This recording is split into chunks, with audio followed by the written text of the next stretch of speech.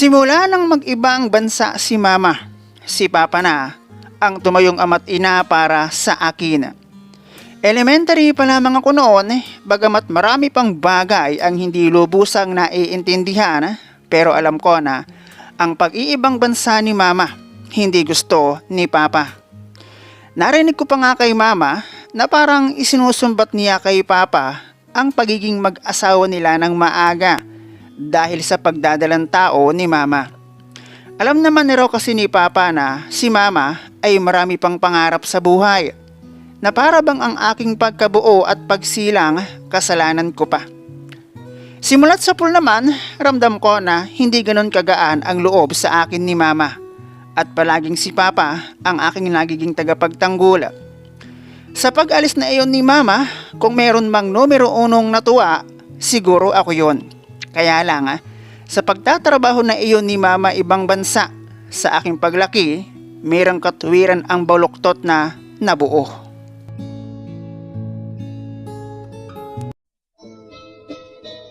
Hello guys and welcome dito sa Kasgul TV. At syempre, kung ikaw ay bago dito sa aking channel at trip mo ang ganitong klase ng kwento, palike and subscribe naman dyan.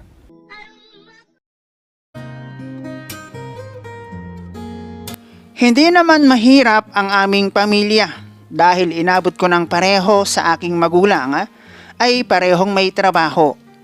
Kaya hindi sang-ayon si papa sa pag-iibang bansa ni mama. Tawagin mo na lang ako sa pangalang Christine, 27 years old, at katulad ni papa, nagtatrabaho para sa sarili. Elementary ako nang magsimula ng pag-iibang bansa si mama, at simula noon dahil taon ang kontrata ni mama, si papa ang tumayong ama't ina sa akin. Maayos naman ang pamumuhay namin kahit noong hindi pa nag-iibang bansa si mama. At sa pag-iibang bansa ni mama, hindi sang-ayon si papa at may ilang dahilan. Una, si papa bilang padre di pamilya, may pride siya na kung meron mang iba na dapat mag-ibang bansa sa aming pamilya, si papa yon. Ikalawa, nasa Pilipinas tayo, hindi maiiwasan na sabihin ng ibang tao na ay yung babae ang nag-ibang bansa, baliktad.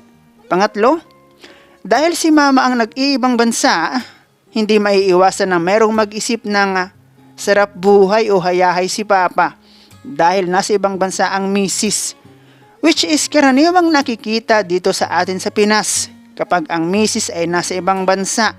Painom-inom, tamang kuha ng padala ng misis na ang trabaho nasa ibang bansa.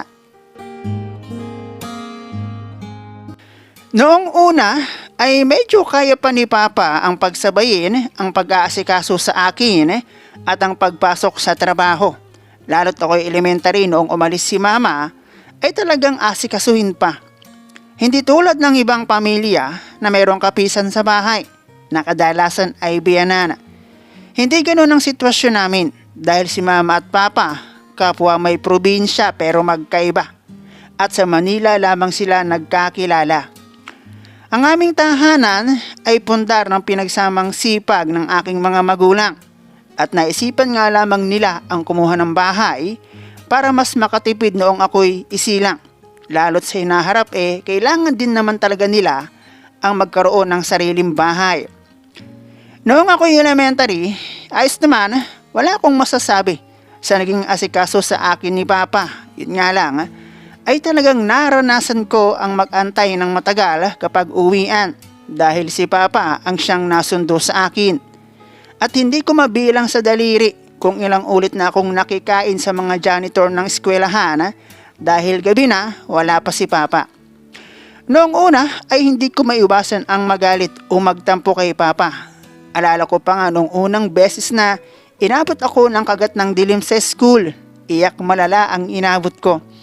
At kinailangan ng aking teacher na magpaiwan sa mga kasama para lang hindi ako magmukhang kawawa.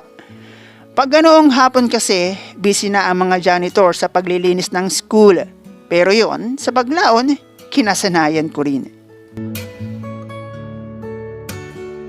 Sa pag-iibang bansa ni mama, wala namang nagbago sa klase ng aming pamumuhay.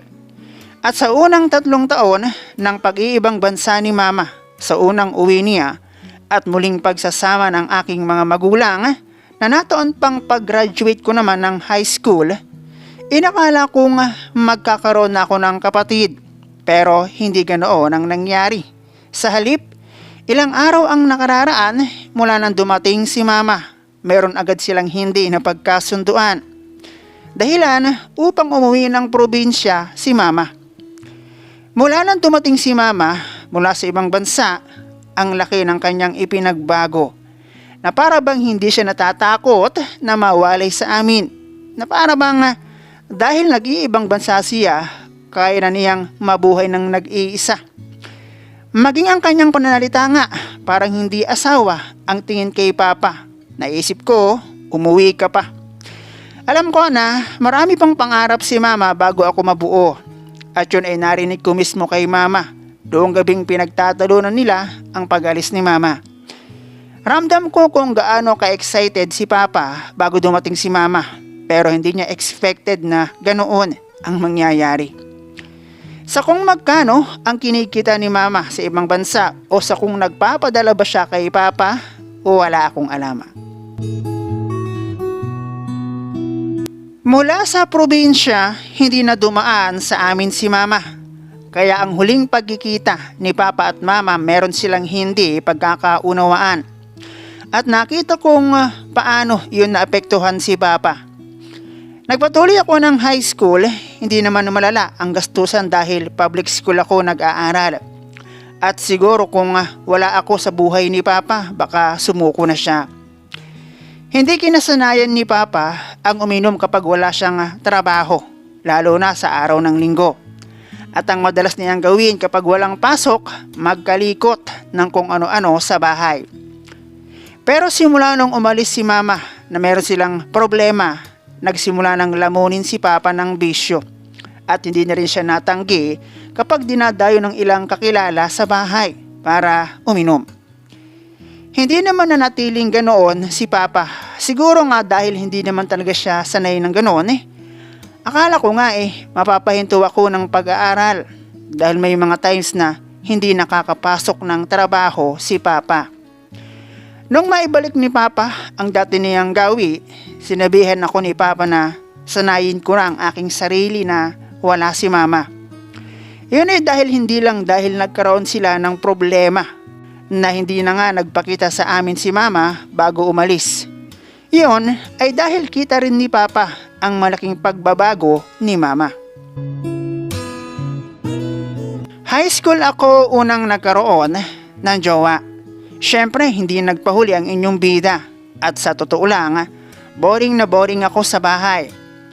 Hindi ko sinisisi sa aking mga magulang ang mga nakamit kong kapalpakan noong ako'y high school. May isip naman ako at alam ko na kung ano ang mali at tama. At ang ginawa kong pagsuko sa aking bataan, kagustuhan ko. Itago na lang natin sa pangalang dito ang una kong naging boyfriend. At iyon nga ay noong ako'y high school. Katulad ko ay parehong may trabaho ang kanyang mga magulang. 3 silang magkakapatid. Pero dahil pare-pareho na silang mga estudyante, madalas wala ring tao sa kanilang bahay. Kaya ayun, kagagawa ng assignment na wala namang kinalaman sa school, nabutas ang alkansya. Nagtagal din ng 3 taon ang relasyon namin ni Lito. At dahil nasimula na ang kabulastugan, pagmahal nyo ang isa't isa, mahirap nang iwasan hanggat kayo pa. Hindi naman ako pinabayaan ni Papa na bilang isang ama, kahit gaano pa kahaba at kalaki o maging kabigat ang maging sakripisyo niya, maibigay lang ang magandang kinabukasan sa anak, lahat tiniis iyon ni Papa. Bagamat tila kalahati lamang ang naging pag-move on ni Papa dahil merong ako na kailangan niyang pag-aralin sa abot ng kanyang makakaya, tuluyan pa rin naka-move on si Papa. Na tipong bumalik man si Mama sa amin o hindi, ayos lang. Tumaba rin si Papa, patunay ng pagiging payapa ng kanyang isip. Sumarap na rin ang mga luto ni Papa na dati, noong babago pang magulo ang sitwasyon, lasa na hindi maintindihan ang bawat ihain ni Papa sa mesa. Hindi na bumalik sa amin si Mama. Bagaman ganon, pinagsikapan ni Papa ang makatapos ako ng 4 na taon sa college. Dahil nakita ko kung gaano kaimportante kay Papa ang ako'y makatapos ng pag-aaral, inisang tabi ko muna ang pakikipagrelasyon at nag-focus ako sa pag-aaral. Pako, kung maulit man ang aking pagtihaya, sisiguraduhin kong duna sa lalaking ako'y ikinasal. Masaya din naman ang mag-aral ng walang jowa, walang ekstra na isipin. Bukod doon, marami kang pwedeng gawin ng malaya at walang nangingialam. Ngayon, napapakinabangan ko na ang sikap ni Papa. Meron akong maayos na trabaho at si Papa naman dahil bata pa. Ayun, nag-iipon para doon sa kanyang pagtanda.